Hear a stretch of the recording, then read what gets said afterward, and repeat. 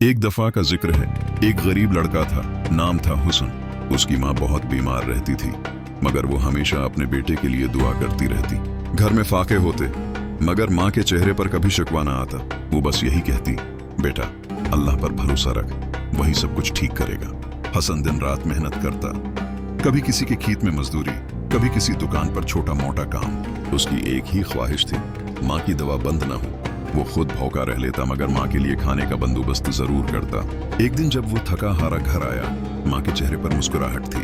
माँ ने प्यार से कहा, बेटा जब कभी जिंदगी में मुश्किल आए ना, तो बस अल्लाह से मांगना, और याद रखना किसी का दिल कभी ना तोड़ना। हसन ने माँ के हाथ चूम कर कहा, अम्मी आप मेरी दुआ हैं, आपके बगैर मैं कुछ नहीं। चंद दिन बाद माँ का इंतकाल हो गया। हुसन की दुनिया जैसे रख गई। घर में खामोशी, दीवारों में उदासी और दिल में खालीपन। वो रातों को उठकर रोता और अल्लाह से कहता, या अल्लाह मेरी माँ को जन्नत में जगह दे और मुझे उन जैसा साबर बना दे। एक रात वो मस्जिद के कोने में बैठा रो रहा था। इतने में उसे महसूस हुआ जैसे कोई उसके सर पर हाथ रख रहा हो। एक नरम सी आवाज आई, बेटा मैं तेरी माँ की दुआ हूं, तुझे कभी अकेला नहीं छोड़ूंगी।